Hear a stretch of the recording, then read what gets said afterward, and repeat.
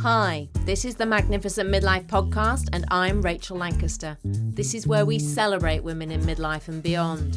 We challenge the status quo and bash those negative stereotypes about being an older woman. We're not over the hill at 40, 50, 60. We're just getting started, and the world needs us now more than ever. I'll be talking all things midlife, about issues that matter, and sharing fabulous stories of amazing women doing very cool stuff. Now is our time.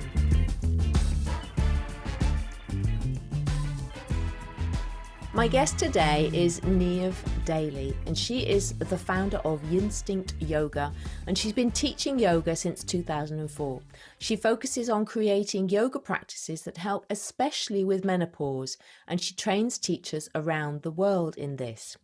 She also runs courses in menopause awareness and strategies for fitness professionals, nutrition and health coaches, as well as accredited courses for psychotherapists and counsellors. Welcome, Niamh. Thanks, Rachel. Delighted to be here. And we were just talking about your previous business name, which was the Mutton Club, and I love that. Couple of muttons here having a chat. I know, and I was telling you that, so the Mutton Club still exists. It's an online magazine.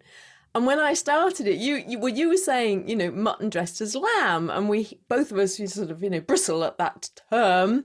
But what I was trying to do with the Mutton Club was turn that on its head and make it super cool to be mutton. But I was the only one who got it back then. And most women sort of went, mutton, I don't want anything to do with mutton. No, I don't associate with being mutton. Yeah, absolutely. So then I morphed into Magnificent Midlife because I felt that was more in keeping with the magnificence of our midlife rather than being mutton. Absolutely. But, I'm sure mutton has its positives, and it certainly works very well when it's tenderized, which perimenopause can it's kind the of do. most flavoursome meat. It is so much better than lamb. That was another of my things. I had mutton recipes on the Mutton Club magazine. Love it. Great recipes to cook ourselves. Yeah, but we are tastier than the younger variety. Oh yes, richer. So anyway, let's talk about you, not about me. How did you get started in what you do? So as you said, I've been a teacher since 2004, a yoga teacher, but I've done more physical practices since I was in my 20s when I was in drama school in the UK, actually, where there was a huge focus on things like the Alexander technique, other movement modalities like 5 rhythms dancing. But the idea of using a lot of physical practices as an actor was to try and bring the body closer to a state of neutrality, so that we were letting go of sort of old habits and grooves, so that we could then inhabit character from a more neutral place, so we could layer on a character on top of us. But what this also did, because when you're releasing old held tensions, some emotional baggage can be released. And so this was the first time in my life that I recognized that lying down on the floor in a particular very neutral physical position, excuse me, with somebody holding my shoulder, managed to release in me a huge bundle of grief about my parents who died many years ago. They died very young, and I had this huge catharsis on the floor as a 23-year-old going, what the hell? Like 23-year-olds don't really understand that level of emotional release. And then I giggled my way through the workshops all in the afternoon. And I remember my teacher saying, it's okay, it's the same stuff. It's all release, the giggling, the crying, and all of that. And this really profoundly affected me, and just, I guess, really taught me the connection between movement, muscular engagement, muscular release, and our emotional lives. And so when I met yoga for the first time, I recognized that this was a quite nice structured way and a very safe way of helping one to let go of life's traces and grooves, and an immensely widely researched resource to support all areas of life. But at that stage, it was more about how gorgeous can I be in the postures and how much can I cry when I'm relaxing at the end. Whereas when I got into my perimenopause, in my how the memory gets muddied in terms of when did it begin, when did it not, when was it not there. I remember hot flushes breastfeeding my children at 38, but I would say perimenopause probably began to become more obviously evident in me in my mid 40s, towards 45, maybe a little younger. And when I started to research what was going on that created perimenopause symptoms, I recognized that there was a lot that is quite well researched in yoga that supports some of the stuff that, when it's out of balance, can be contributing, like the nervous system, big time. But also things like yoga can help with pelvic floor function, with muscular strength. It can help with obviously mobility, aches and pains, that kind of thing that are quite common in perimenopause. But there was no adjustment for yoga that noticed and honored the struggles of perimenopause, like things like self-esteem or more joint pain or getting a little less mobile maybe, or um, maybe more vulnerable physical tissues, a pelvic floor that's more vulnerable to distress when stretching, etc., etc. So I started to weigh up, okay, there's some great stuff in yoga, and there's some stuff that may not be helpful. Also, this kind of achievement thing. Let's get better and better at these crazy postures. Let's do breath practices that are so complex you don't know, which nostril is where and how long to hold your breath for. So there were some things that I thought yoga was not supportive of in terms of perimenopause and postmenopause health concerns. So I set about doing vast amounts of research over years and years, and eventually started teaching classes supporting my own students who were in perimenopause. And then eventually it just morphed into creating this yoga teacher training. So in 2020, I launched my certificate in teaching yoga for the stages of menopause, and I'd love to talk about why the stages and not just menopause. We can do that later. And started training teachers, and they came from around the world. And at the time, I thought I was the only person who was doing a teacher training. It turned out there was one other person in the UK. And then since the explosion and monetization and craziness about menopause that happened around 2021 with the launch of the Certain documentary, and there was a sort of equivalent thing happened here in Ireland around the same time on a very popular radio show. There have, of course, been more trainings developed and evolved. I don't know what they're like. Unfortunately, we as teachers haven't come together to create a protocol, but this is where I hope we're headed, a general protocol for yoga for menopause. So that's the long answer to your question, but I guess it covers a lot, I hope. Well, I'm a massive fan of yoga, and I was doing it long before I got my early menopause diagnosis. But even long before was still only about 10 years, I suppose. So I sort of started doing yoga in my early 30s. And I didn't really get into it until probably actually around the time of that early menopause diagnosis. But looking back, we connect the dots, don't we? But I think that menopause, I think yoga is something that all women should do. Should, and I really should. It's not very often I use the word should, but I think it's worth considering. And it's very interesting for me because you're going to challenge me, because I am one of those performing yoga people. I have a very intense, or I can't do it anymore. I had quite an intense Ashtanga yoga practice. And I had Attila, the yoga teacher, who made me learn the first series. And I hated her for it when she did it. She was from Eastern Europe. I don't know where she was from, but she was Attila, the yoga teacher. And she insisted on it, and I felt so humiliated when I couldn't remember a move and I kept getting it wrong. But actually now I'm very grateful to her, because during COVID it meant I could carry on doing my yoga at home because I knew the sequence. And now I know it so well, and I can't do it with all the jumping around, and I can't do it to the extent that I could, although I can do some of the poses more deeply and other poses I can't do at all. But I find it really meditational because I know it so well. And so I am totally into all of the aspects that yoga brings, but I am very conscious of the fact that probably I have neglected the spiritual side of yoga for quite some time, because I'm there to do my 45 minutes, get my sequence done, and feel bodily much better. Because if I don't do it, I do have aches and pains.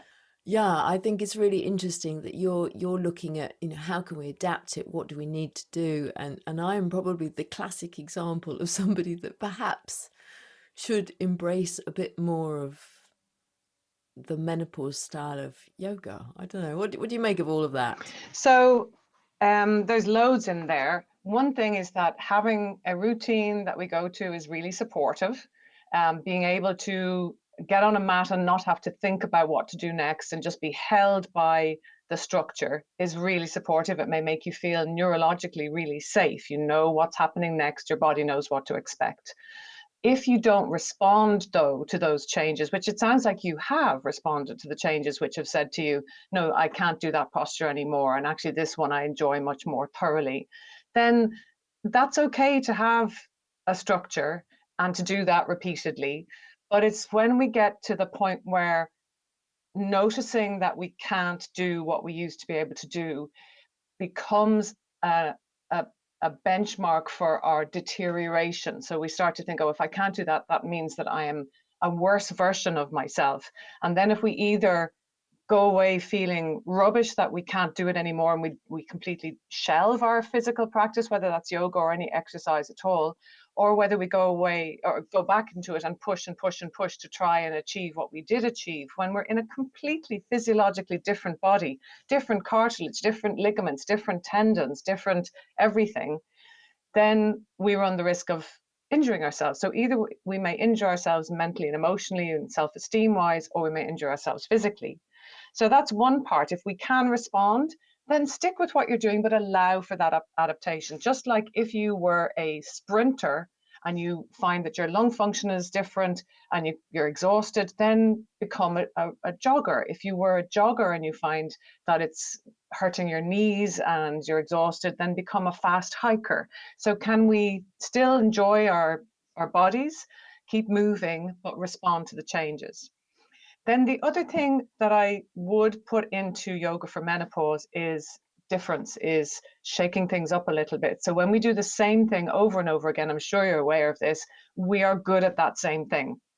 Our body needs variation. It needs variety of food and it needs variety of exercise. For our bones, our muscles, our bones rather, really like a surprise. So they like it when we stamp sideways or suddenly start walking backwards. They like that little bit of stress. So arguably, if you're very quote unquote good at something and you do it all the time, that's all you're good at. But does it make it easier to live your life? Or is it just in that moment it's better? But you found your benefits. But I believe that I'm not a very spiritual yogi. I have to admit, I'm much more of a neurological physical yogi. So the nervous system and the physical body are what interest me. And so for me, what might be lacking is, for you, is some maybe breathing practices and some resting practices within your. Yeah, I don't rest. Yeah. So in yoga, Shavasana is like, nah, I haven't got time. Off we go. Yeah, okay, yeah, you're definitely my nightmare yogi. Having said that, some people find that their nervous system doesn't feel safe enough to relax. But if we can give ourselves the time to relax after any stressor, like we've gone to the gym, that's a stress on our tissues. Even doing an Ashtanga yoga practice is a stress on your tissues, which does increase the stress response in the body. Having an argument, going home in a traffic jam, every little stressor, can we think of a sort of rest? It may not be lying down in yoga nidra or on the floor with a guided relaxation for 40 minutes. It could just be sitting and looking at the clouds drifting by for 5 minutes after the gym. So just like we need to work on getting heart rate variability, we need cardio to increase and decrease the heart rate. We need to be able to get into that sympathetic nervous system mode, but learn how to get back to the parasympathetic. So we stress ourselves, then we rest. Stress, rest, stress, rest. So we're becoming, adaptable within a moment. We're the only creatures on the planet who can choose to rest and digest. We don't have to wait for the tiger to disappear. We can actually go, okay, I'm in a stressful meeting, but I can choose to breathe deeply and bring myself closer towards the parasympathetic. We need that sympathetic arousal, that sit up and take notice arousal, but we also need to find those little tools to bring us down, because unlike the animals, when the tiger isn't there, we don't seem to relax, or there isn't a moment when for humans the tiger isn't there, because we're in constant barrage. We don't get just to cuddle up with our purring lioness mother and fall asleep and all is well with the world. And you would think that I had learned my lesson, because I'm always talking about the impact of stress. I'm always talking about how my stressful life led to what I believe my diagnosis of early menopause at 41. I'm always talking about the fact that stress impacts our hormonal menopause symptoms. But I think perhaps it's because I'm now through the other side. That I don't know, maybe I'm cutting more corners, but I'm aware that I need to put some more of that into my life, that I am too wired, I am too on the go. Yeah. So this is a very good reminder. I think it's really, well, there's two things there. One is that postmenopausally, we're in a different organism again. We're in a different body from when we were pre-menopause, but we're also in a different body from perimenopause. And perimenopause, you have to just think of it as an extra burden, or it's like in perimenopause, maybe we think of ourselves as being in recovery. Not that that perimenopause is an illness, but that it's the kind of care you would take of, let's say you had a beloved niece or nephew and they've been in hospital and they come home, and you mind them very gently for a few years for perimenopause, but maybe a few days if it's that kid recovering or whatever. So you doing that, not having your rest in your Ashtanga practice in perimenopause may not have been as tolerable to your system as it will be now post-menopause, because we are a bit more robust post-menopause. Having said that, there is some research to show that the nervous system gets a little more edgy as the decades go by. So looking after nervous system regulation as we get older is important. But you have to feel safe in the way that you rest. So if Rachel doesn't feel at ease when she's forcing herself to lie in Shavasana after her Ashtanga yoga practice, corpse pose, relaxation pose for anyone who's not a yoga practitioner, then it's not going to be of benefit. You have to find ways that soothe you. And lying there going, I have to do this, is not going to soothe you. Thank you. So I've got permission. A bit of permission, but find another way to rest.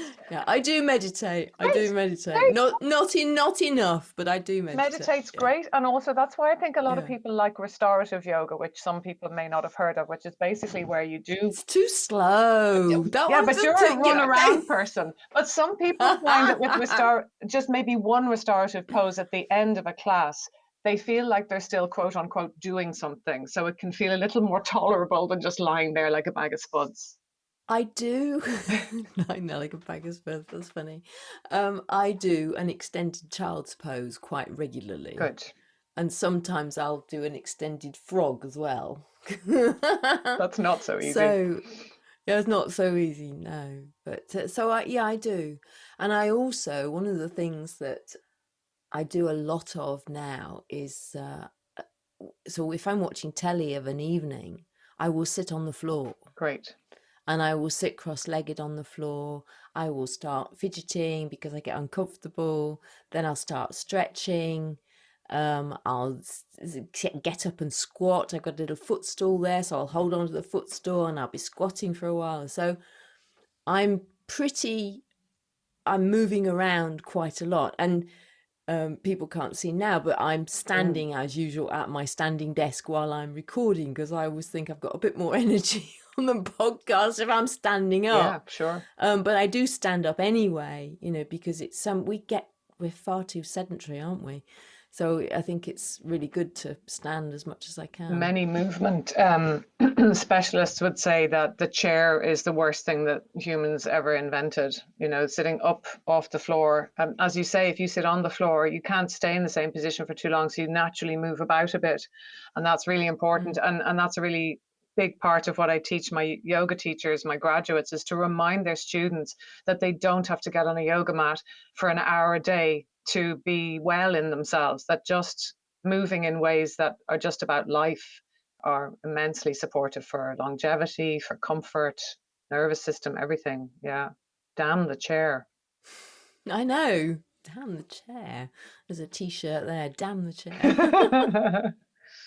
So how best can we adapt as we go through the transition? How can we best adapt our practice?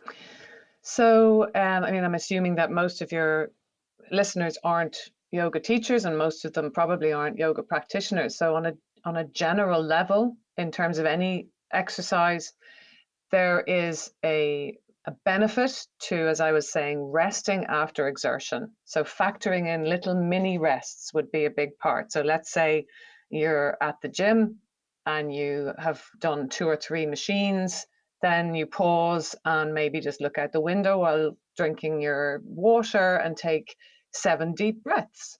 That's all. That's all a rest needs, or that's all a nervous system needs, to just downregulate after the upregulation. Then you upregulate again. So little mini rests factored in, and I'm seeing Rachel going, Jesus, she's making me rest more. I just need to get this done. No, I need to rest. I know I do. Yeah. And I know it's an issue.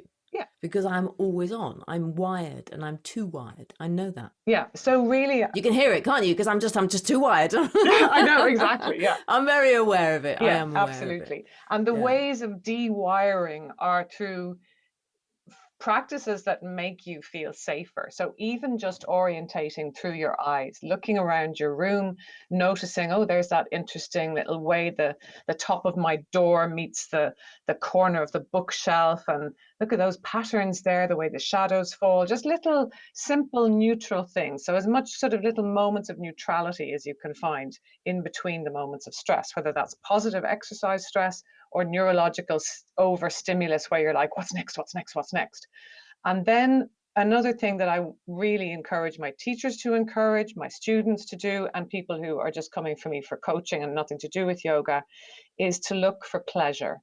So pleasure is not a word that has entered into the yoga canon very readily. It's been more of an ascetic kind of practice. And interestingly, we were talking about reclaiming the image of mutton. I want to reclaim the word pleasure so that it isn't this association with indulgence. And often, of course, it's associated with sexual pleasure, and people feel uncomfortable with the idea of tuning into their pleasure on a yoga mat in a group. But really, our nervous system is hardwired to seek pleasure and avoid pain.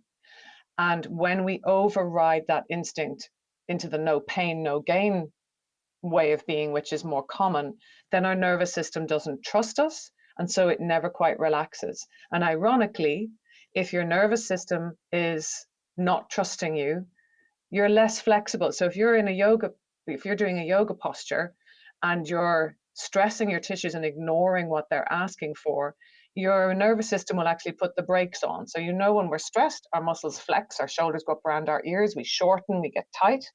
That's literal tightness. So I can't move my limbs nearly as freely if I'm in the sympathetic, the fight or flight, or worried mode, fearful mode of any sort.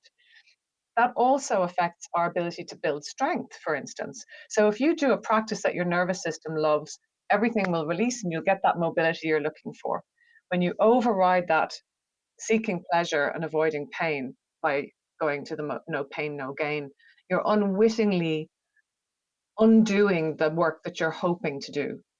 So it's about how can we find ways to use stress, to create eustress, positive stress. Like we need to stress our brain, we need to stress our bones, we need to stress our muscles to stay vibrant, to create that cognitive reserve that seems to be supportive of old age cognitive issues, that maybe reduces the possibility of symptomatic Alzheimer's if we have cognitive reserve. So we're stressing the brain, giving it novelty, new things to do, interesting things to do. That's why we want variation as well as, you know, regular practice.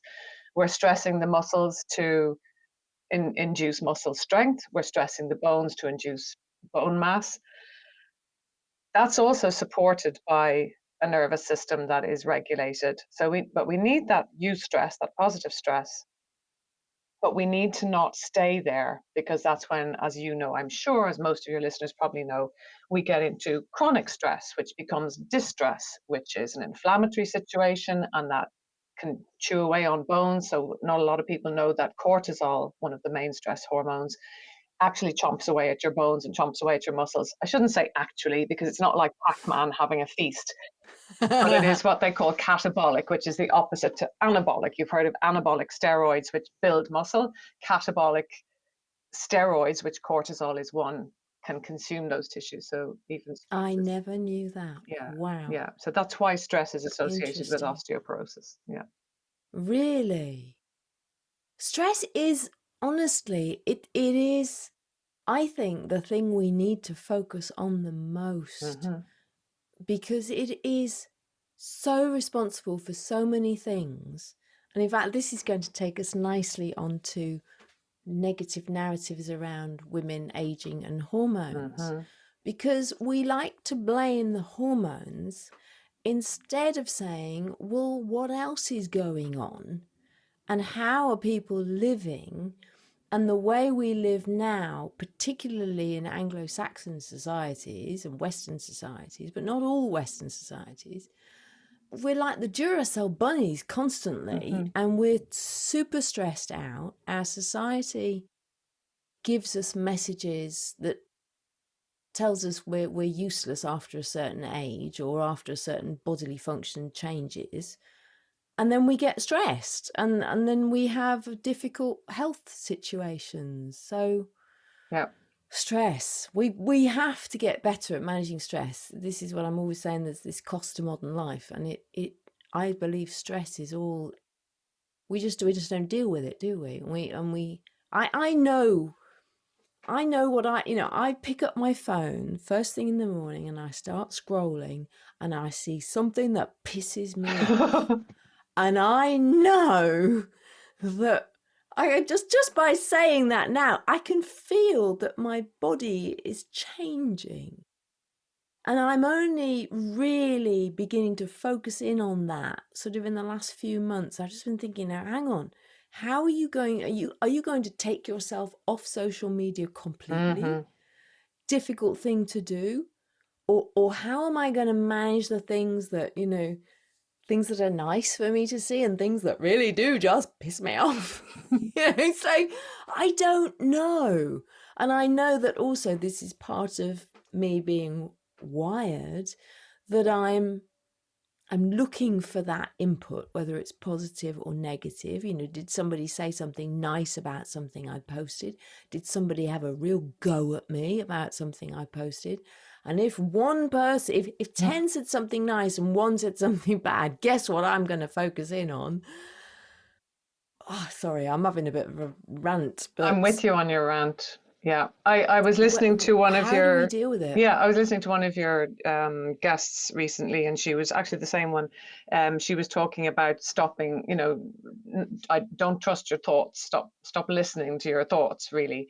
And, that's easier said than done. And of course, some of our thoughts are important, and the thoughts need to be addressed.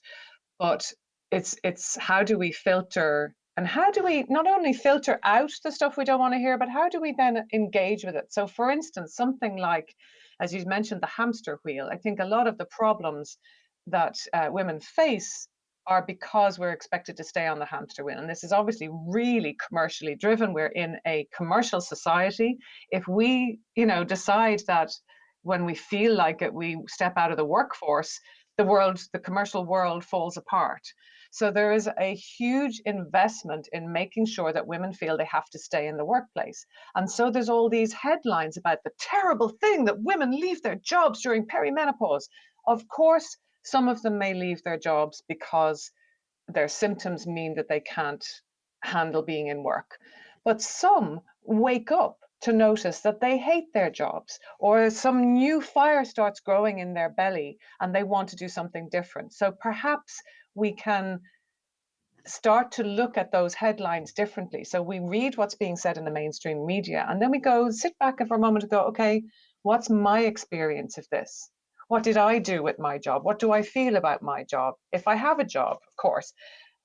And rather than joining with the bandwagon of like, oh God, yeah, this is terrible. Women need to not leave the workplace. Some of them do. Some of them will be much happier if they do. But there's a huge investment into scaring us into staying in the same lanes that we've been in for 20 to 30 years, or for our 20s and 30s rather, is what I really mean, in our working life. So the permission to reconstruct what a person's life, what our own individual life will look like, is not there. We're not granted that permission. We're granted a whole slew of things we ought to feel like. It's anti-feminist if you feel like you want to do less.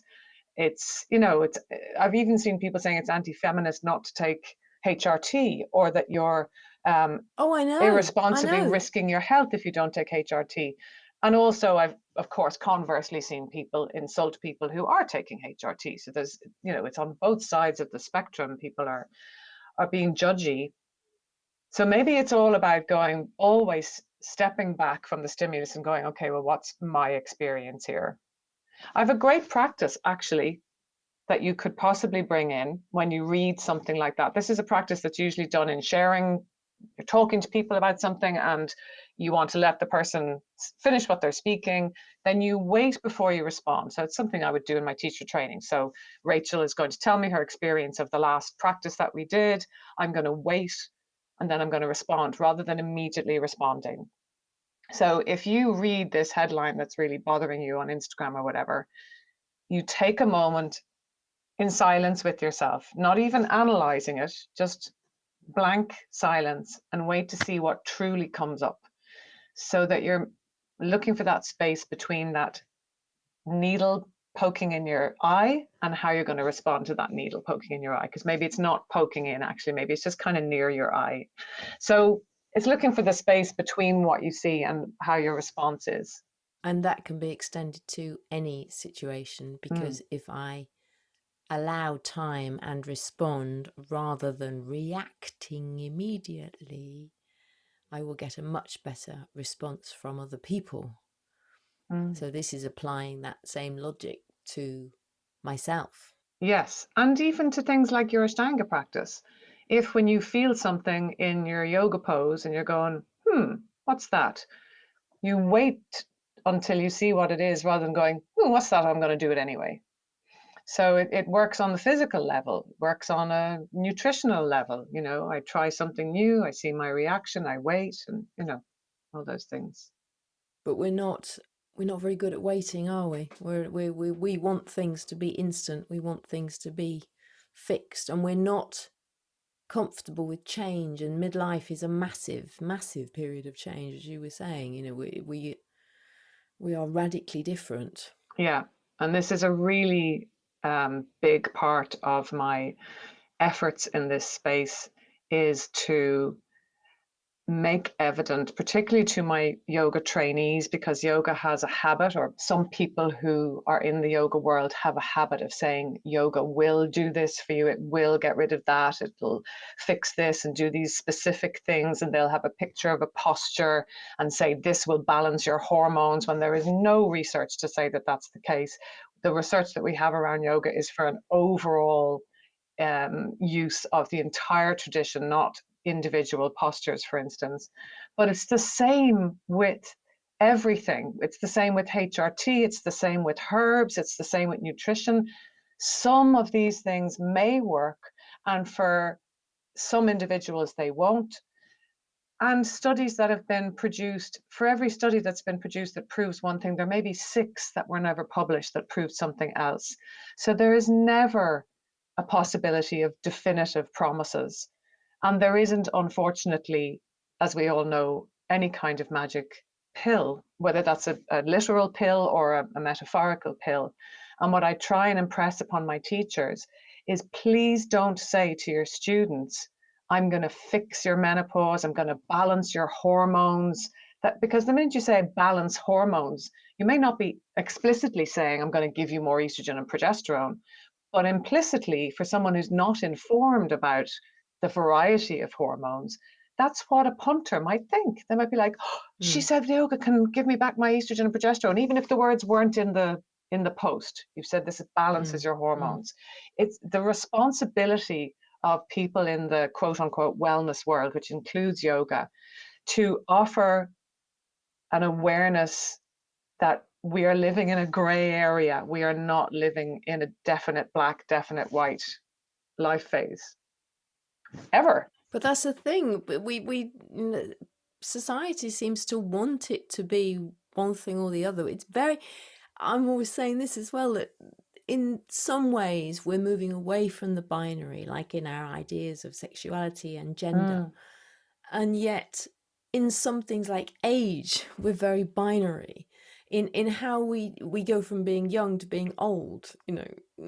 Age is a spectrum. We're aging from the day we're born, and we get older, but we don't, old, what does old mean? It's a finite term. It's not relevant really. And I'm always saying I'm never going to be old until I'm 95, and then perhaps you can call me old because I've only got another 6 months to live, or I don't know. But it doesn't make sense to me. And here is another thing where we don't like that grey. We want it to be either this or that, and yet there's so much nuance here. There is so much nuance, and as you said, what works for one person won't work for another person.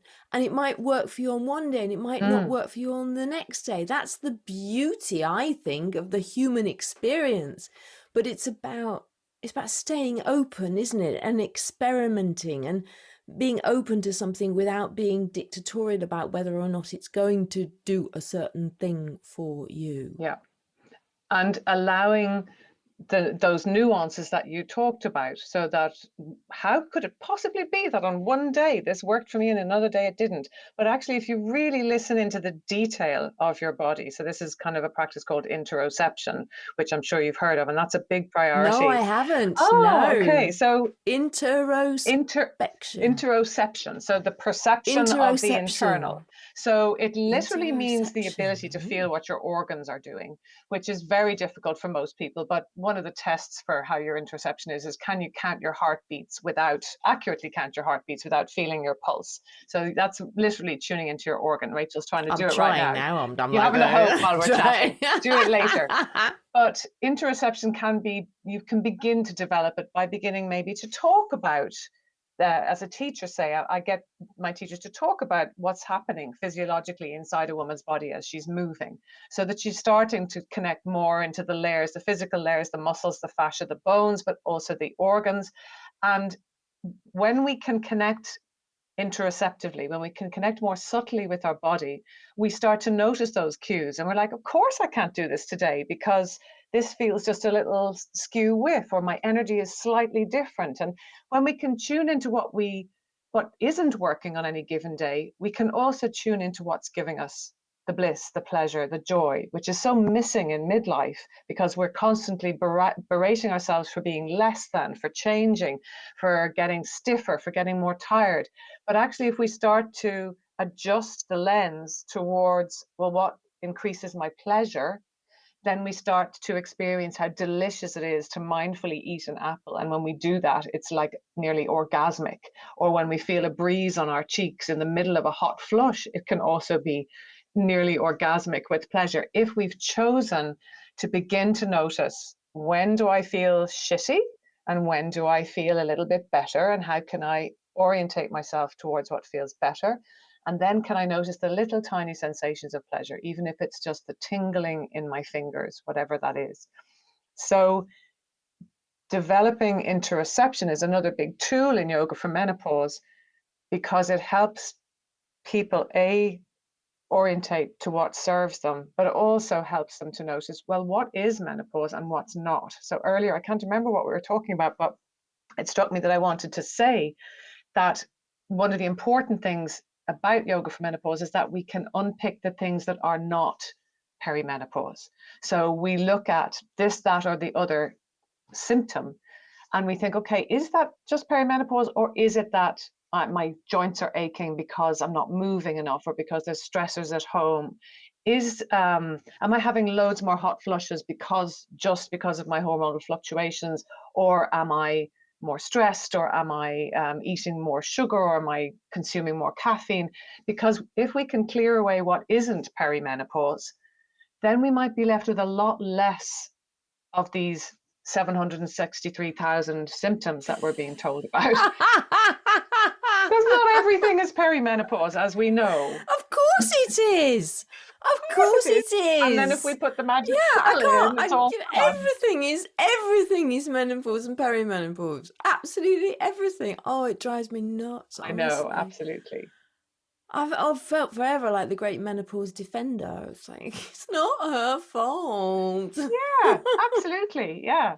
Yeah, the poor, you could imagine if there was a little personification of menopause deep inside everybody's body. It's just going, hey, nobody's listening. I didn't do that. Or I'm just trying to help you. Why are you putting all of these obstacles in my way? Why are you saying that everything I'm doing is upsetting you, whereas actually I'm trying to show you What needs to where be you done. might think about making some changes, and this is me talking to you. Yeah.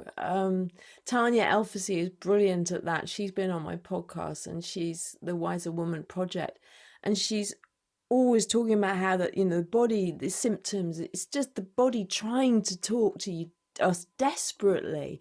And I didn't want to acknowledge that when I started out on this road. I was like, it sounded like a complete load of rubbish to me. But now I can see it. You know, if ever I get an ache or a pain now, I'm going, what's going on? What is it? You know, so now I almost exclusively use barefoot shoes. And I love barefoot shoes, and I'm probably never going to go back to ordinary shoes. The only shoes that are not wholly barefoot that I use now are my running shoes, but they still have a barefoot shape, and they are what's called zero drop, so they don't go up and down across the sole, but they have a bit more padding than a barefoot shoe would have. So I have sciatica, and I also know that there is an issue with my gait, because after I've been running, I have pain in my calf, and it's only in one calf. It's not in both of them. And it's always like that. And I don't understand why. And I keep trying to explore what's going on. But the sciatica was improved massively by going to barefoot shoes. And I love being more connected to the ground, which is what you get from barefoot shoes, because your feet are on the ground basically, apart from you have, you know, a very thin layer between you and the ground. It's very flexible. And I find it fascinating, actually, on a bit of a tangent, but if we look at our feet, you know, nobody has heels as wide as their toes. But all shoes are designed to be the same width All the way at the along. heel as at the toe.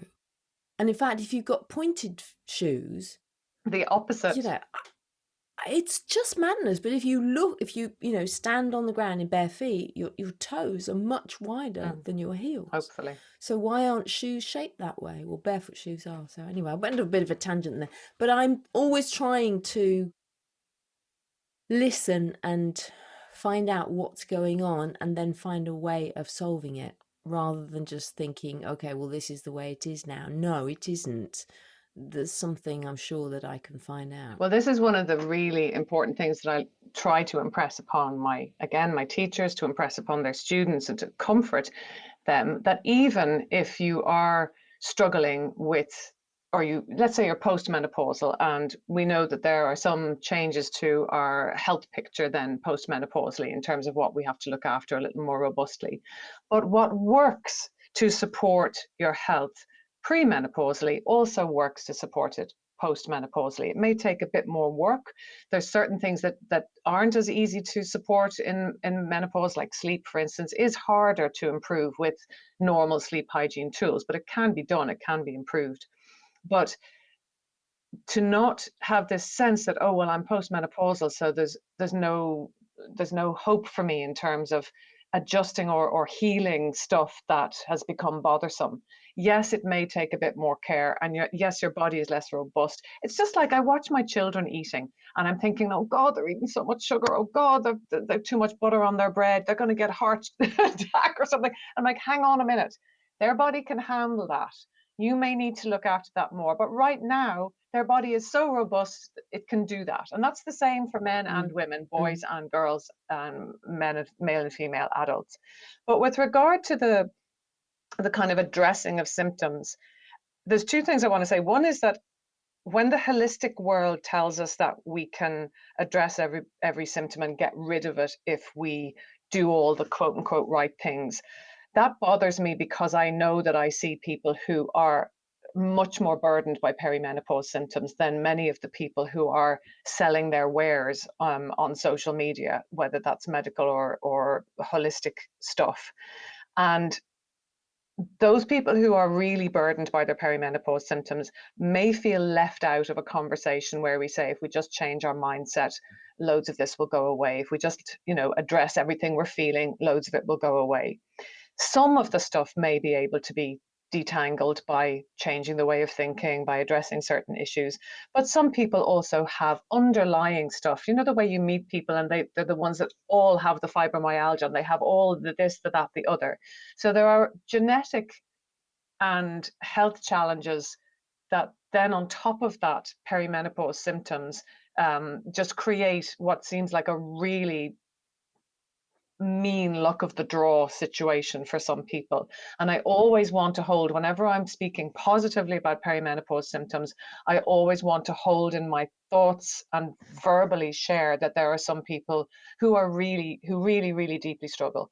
But usually there is other underlying health stuff that may or may not be easily resolvable. Some of it is autoimmune, and that's really difficult to target. But listening to those things and saying, so what's behind this symptom is one thing, listening to that individually with that interoception. Why am I feeling this way? But also looking at the bigger picture and the way things like these headlines, it's disastrous that people are leaving their work because of perimenopause. And how does that really refer to me? But also things like the use of the word youthful. I posted recently about the irony that we all want to live till we're 95, but we want not to look like we're that old. And somebody replied that no, they just want to feel young. And I was thinking, yeah, sure, you want to feel young. And then I thought, hang on a minute, what does feeling young actually mean? What does the word young mean? What does the word old mean, as you're saying? Why can't I just feel 53? And that doesn't have to be bad or good. If I can be 73 and it's just a thing, to feel youthful has become a positive. What if I just feel? I just be. And we don't have to give it adjectives that refer to a time that we wish we were back in.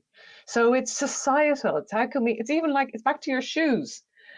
People don't wear the wide fronted shoes because we've been told they're not stylish or not flattering. But if enough people wore wide fronted shoes, they'd become the next gorgeous, sexy thing. So if we could just change our language, change our perception, but this means that the experience of menopause needs to be addressed on a global level. And it's all connected with ageism, and it's connected with fertility, like that late reproductive stage when there's symptoms leading up to perimenopause, often in the late 30s, early 40s. That phase has only ever, or had only ever been researched with regard to dwindling fertility and how can we make women more fertile, because we value the fertile woman. Finally, it's now being researched in terms of what it means in terms of symptoms and perimenopause and all of that, because we're starting maybe to begin to think that the midlife woman needs, that this phase needs to be re-envisioned, reimagined, I think. And I hope it will be. Thanks for listening to this episode of the Magnificent Midlife Podcast. If you enjoyed it, please subscribe, follow, and share it. Also, giving a 5-star review really helps get the word out. You'll find the show notes at magnificentmidlife.com. That's also where you can get my book, Magnificent Midlife, Transform Your Middle Years, Menopause and Beyond. Make the very best of your next chapter. Help me change the world, one magnificent midlife woman at a time.